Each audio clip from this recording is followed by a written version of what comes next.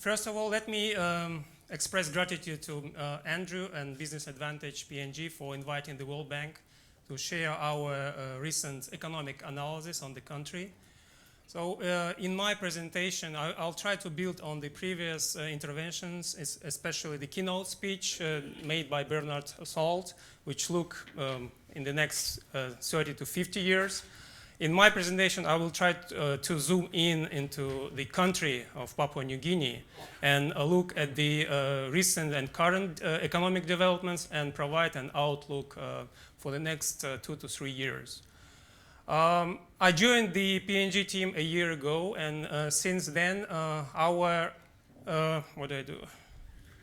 economic team has produced 2 PNG economic updates, one in January and the second one in July of this year. The topic of the most recent PNG economic update is recovery amid uncertainty. And in the first part of my presentation, I will try to cover growth story, but also the outlook for the country over the medium term. For this audience, I decided to bring in this special focus chapter of our previous economic update that we produced in January, focusing on private sector development in PNG. So let me turn to the first part of my presentation, and today I would like to convey 3 key messages. So the first message is very positive. So the economy has started recovering, and we're observing recovery in the extractive sector in particular. Our growth outlook remains positive. It was positive in the previous PNG economic update and remains positive now, but there are some certain fragilities related to rising economic uncertainties. The second message is about uncertainties. These uncertainties, they range from domestic factors, which is domestic political economy, which influence macroeconomic policy, but also policies related to the ongoing and new resource projects. And these uncertainties also include external risks that currently emerged and intensified, and these are related to trade and tariff wars between the United States and China in particular. And the last message, which I will try to cover in both of parts of my presentation, is how to mitigate the downside risks and better weather external shocks. And I will try to cover macroeconomic policies in the first part, but also focus on structural reform agenda of the government in the second part of my presentation. So first, let me share our assessment of the economy of Papua New Guinea. So the first graph is on the growth story, the second on international reserves. And as you can see, these are positive news to the people of Papua New Guinea, to the government, but also to ongoing businesses, but also and potential investors going forward. So you can see, let me explain the first graph. The first 3 bars represent years 2014 to 16. These are official data published by the National Statistical Office of PNG. The next 3 bars are our assessment of the economy over the last 3 years. As you can see, the economy of PNG peaked, the growth, real growth of PNG picked up at 13.5% in 2014 when the LNG-led construction boom ended, but then it followed with the production of LNG. It coincided with the commodity price shock, which started in the middle of 2014. There was an El Nino effect that impacted agriculture, and you can see that construction was negative. So since then, the economy was, and the growth of Papua New Guinea was slowing down until last year. And last year, we all know that in February of 2018, there was a devastating earthquake in Hela province that impacted production of PNG LNG, but also Porgera mine. As a result, growth went negative last year, but what we've been observing during the second half of the year the economic activity bottomed out and started recovering. And the main reason for this technical recovery, I would say, is these are red bars which represent the extractive sector. So overall, you can see that the growth was going down, but it basically averaged below 3% over the last 2 to 3 years. So that is the reality, but I will share the outlook later on. But the current trend is certainly reversing to the positive. On the reserve side, we all know that the government successfully placed sovereign bond in the amount of $500 million last year. Moreover, the government attracted budget support from development partners such as Asian Development Bank and our institution, the World Bank. So altogether bringing extra $750 million into the international reserves and allowing the central bank to start addressing the FX backlog that emerged earlier, and currently reserves are below $2 billion, but they're higher than what we've been observing during the last 3 to 4 years. To balance this positive picture, we would like to share our estimates of the non-extractive or non-resource economy. And to be frank, there's no reliable high-frequency statistics available in the country. But we looked at the balance of payment and trade and export of non-extractive commodities, and these are mainly agricultural produce. As you can see, the trend is downwards, and although there are huge opportunities globally for providing food to the global economy, in the case of PNG, it's not yet the case. And the main contributor to this downward sloping curve was the palm oil. On the credit side, according to the Bank of Papua New Guinea, credit to businesses continued to stagnate, and that also confirms that the economy was not performing as it used to perform during the boom times previously.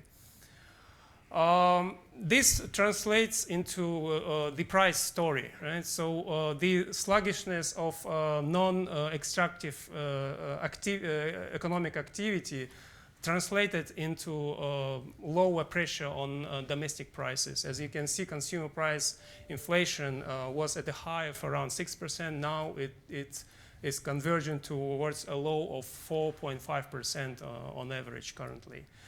Although this provides probably opportunity for the central bank to start addressing the exchange rate issues and depreciation of the currency, but what the official statistics suggest that the kina depreciation slowed during the first half of the year, and probably will require the government and the central bank to reconsider its policies towards the exchange rate.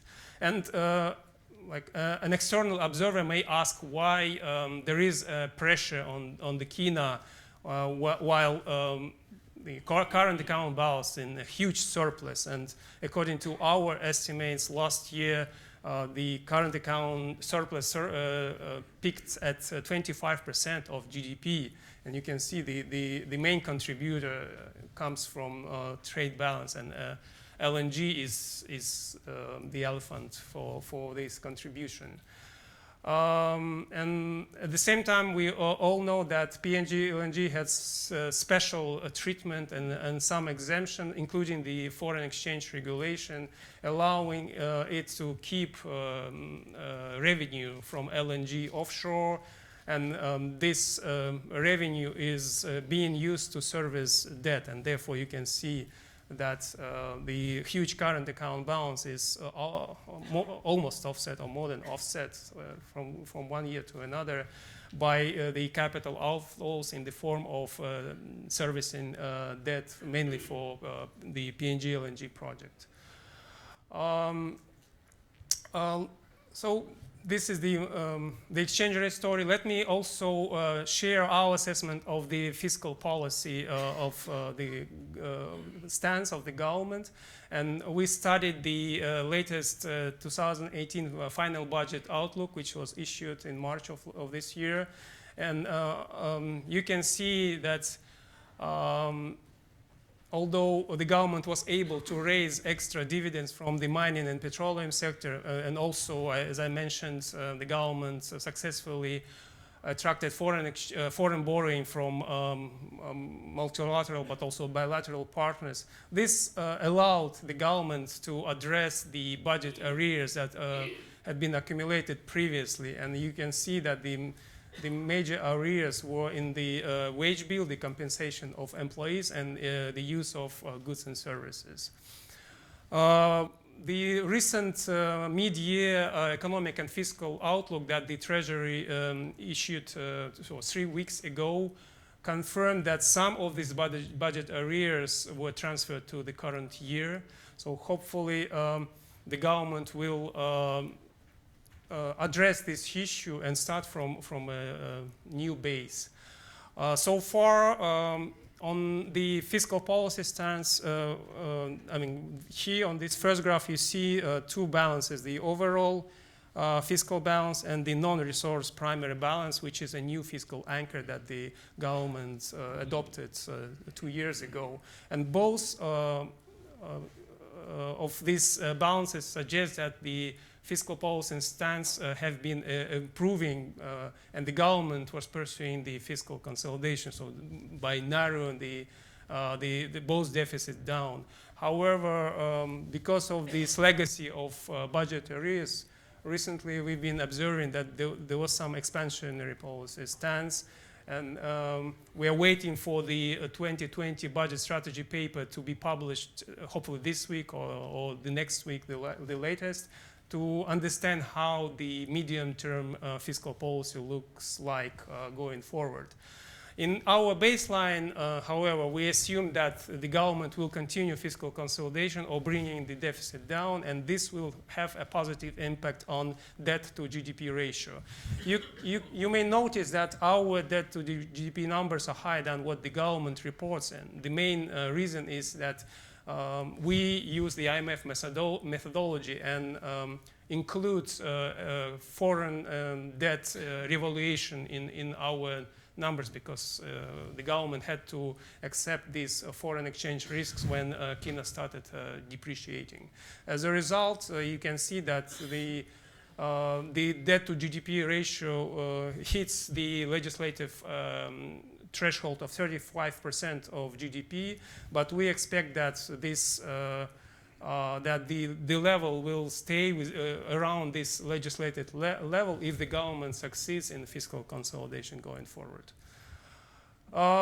On the fiscal transparency, we've been observing positive developments, and you all know that government is part of the EITI, which is the Extractive Industry Transparency Initiative. Although there is a lag of 2 years, the latest report is available for covering 2017 data. But the Oil Search this year, for the first time, issued its 2018 transparency report. So this reporting provides good knowledge and data for us to understand how the resource project perform in terms of providing fiscal payments to the authorities, which certainly should translate into the better services to the population of Papua New Guinea.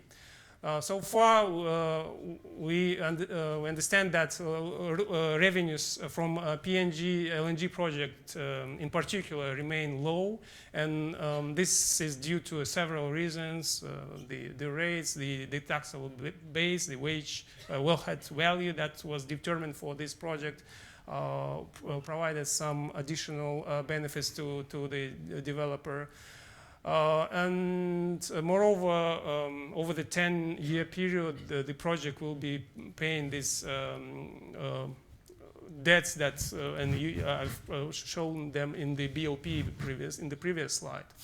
But we expect that after this 10-year cycle, after 2025, probably the picture will change from what we see now. The majority of taxes from this project come in the form of salaries and wage taxes, right?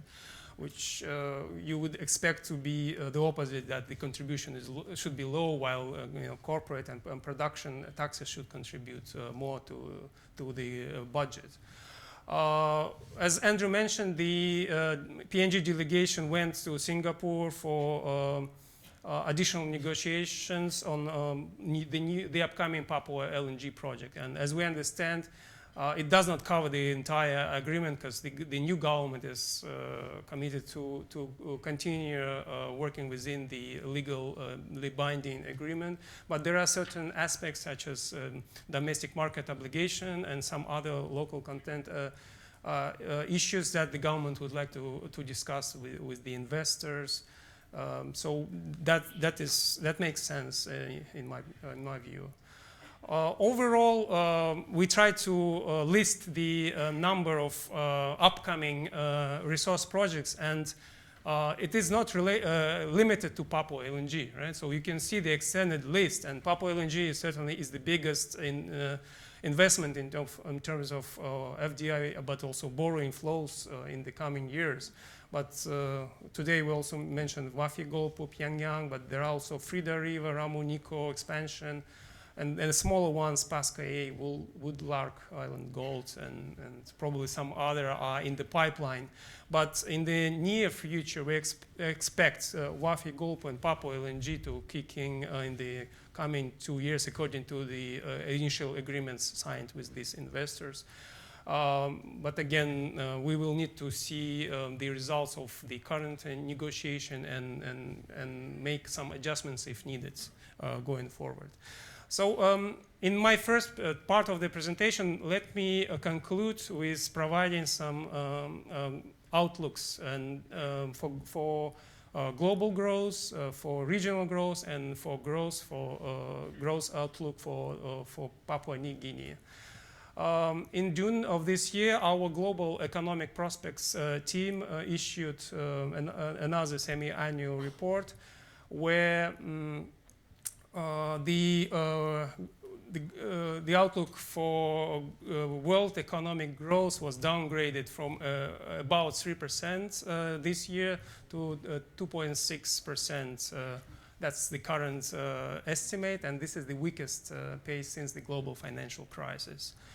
And the reason is because business confidence has been deteriorating and continues to deteriorate. And last week, we all know that there was, for the third time, there was an inversion of the US yield curve, representing higher risk that the investors put in for the short to medium term.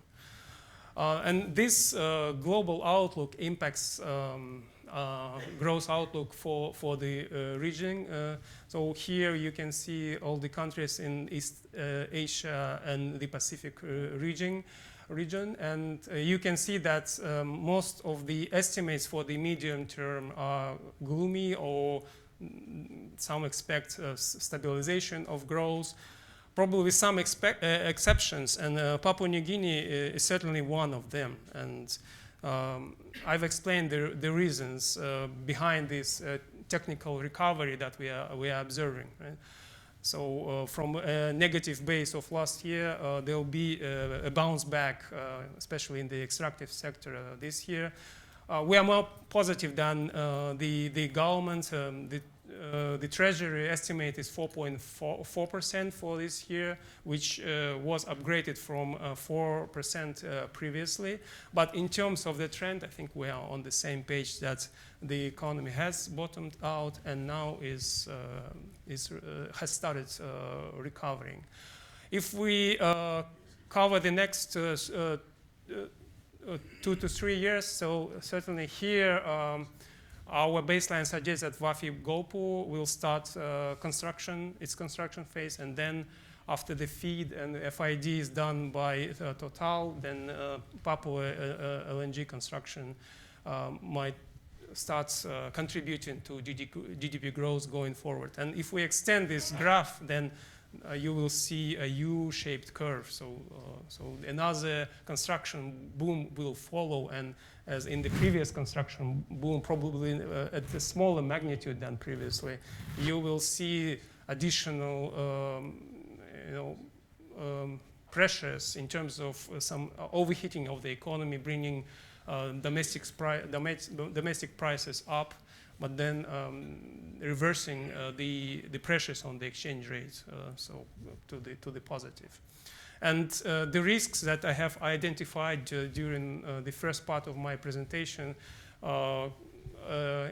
cover the external factors, such as the increased and intensified tension between the US and China, and this may translate into US recession. There are fears of a recession currently. May lead to lower growth for the global economy and impact the external demands, but also commodity prices for main produce of Papua New Guinea. Another severe natural shock cannot be singular. I mean, it's another factor that can impact the economic outcomes of Papua New Guinea. And as I mentioned in the previous slides, the performance of major resource projects, and these include existing, but more importantly, the upcoming ones, are key. The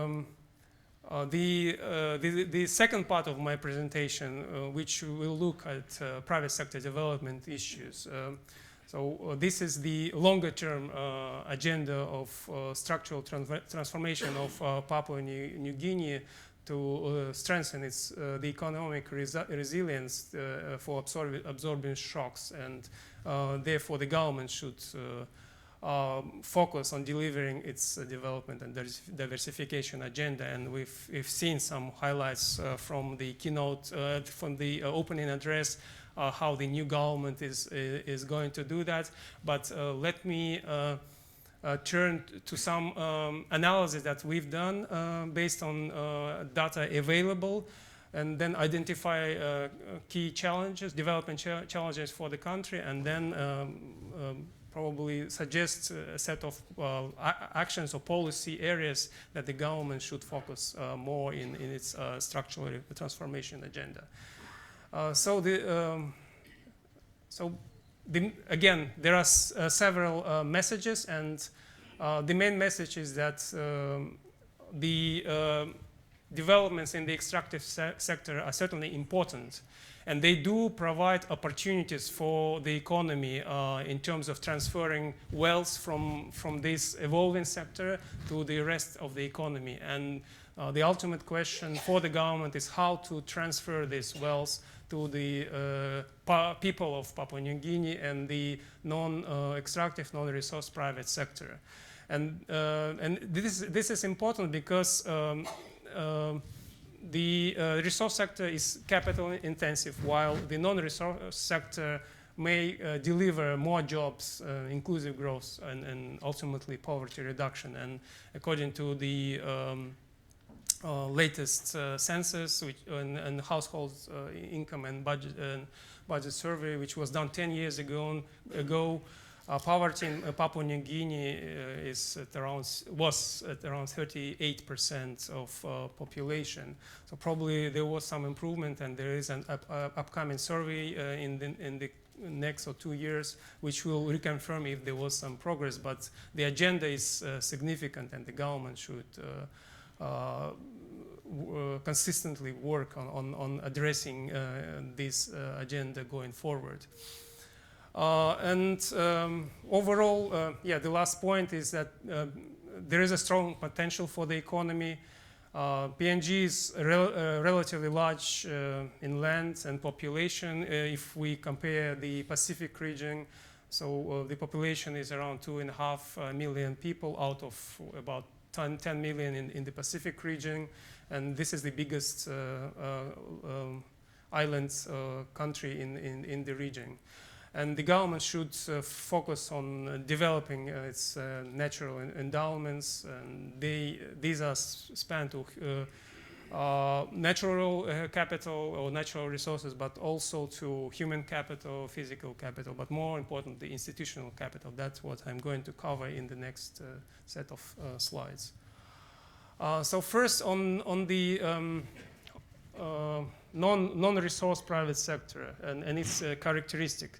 So according to the surveys that's the enterprise surveys that we've done, the private sector is dominated by small firm size with high informality.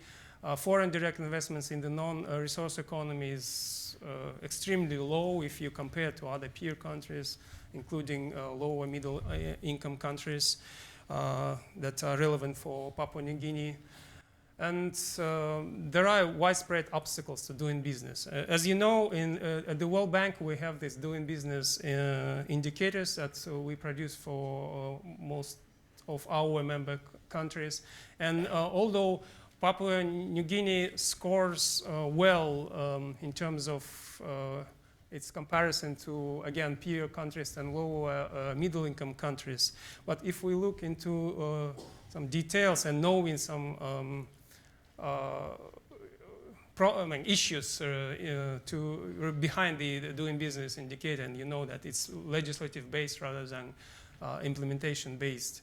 And you can see that there are some abnormalities when you see that Papua New Guinea is outperforming in terms of getting electricity, but we all know that less than 20% of population have access to stable electricity at the same time. So probably getting electricity is easy, but in most of the places it's not that easy in real life to get that electricity. Getting credit, again, probably legislatively it's easy, but we've been observing stagnation or in the credit numbers, which I did show in my previous slide. And the most striking probably is enforcing contracts where Papua New Guinea is lagging behind. So there's a huge agenda for the new government to start addressing these issues, which would be important for the new potential investors into the economy. There were a number of studies done, and I will not go into details, but another striking comparison when I've seen the list provided by Andrew is that none of these reports captured the issues related to shortage of skills. And to me, it's a usual suspect, especially in this environment. So I think the recent analysis done by Business Advantage adds additional value to the analysis which these observers done previously. Therefore, I decided to bring some human capital issues to this audience because the previous government decided to become an earlier adopter of the human capital project. And the World Bank is helping many countries who are part of this agenda, including understanding if the new government is still committed to this agenda. And from the opening speech, we understand that health and education, investing in quality of health and education is very important. So far, the survival rate and stunting, PNG is rated low. Years of schooling and test scores are also low. So the agenda is huge, therefore, and our institution stands ready to support the government of Papua New Guinea in advancing this agenda going forward. So far, our HD team provided a certain list of reforms that the government should focus on, both in health and education, and these are trying to tackle some institutional gaps, but also the flow of funds. And we are still at the early stage, and we are ready to work with the authorities in terms of advancing this agenda going forward. I'm almost done here, but before I conclude, in our studies and the current PNG economic update has a special focus on agriculture. Therefore, certain sectors we do see some potential, and today it was mentioned that more than 80% of population live in rural area, where probably the focus should be on the new Prime Minister. He's a caretaker for the Ministry of Agriculture, puts an emphasis on development, agriculture, fisheries, but also forestry. And tourism probably another one, because these sectors impact rural livelihoods and food security, provides more stable employment opportunities, especially for youth and women, and improve rural-urban economic linkages.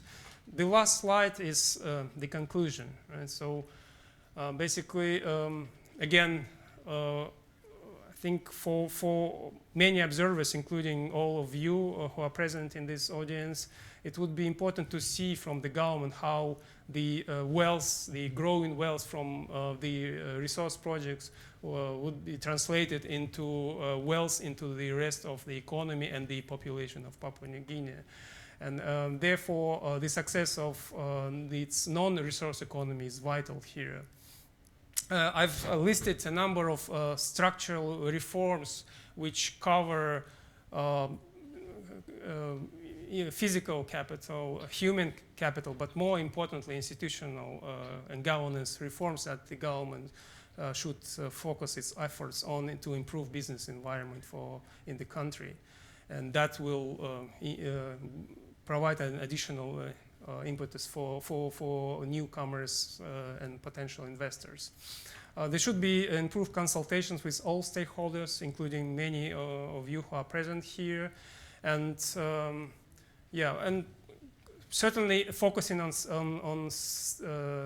certain strategic sectors probably is very important in terms of providing opportunities to the people who are engaged in these sectors. But more importantly, the structural reforms that I mentioned previously are important for the entire economy. So these reforms should address the improvement of livelihoods in the entire economy, and therefore they should be cross the board. So thank you again, and if you are interested in reading our analysis in more detail, all reports are available on our website. Thank you very much.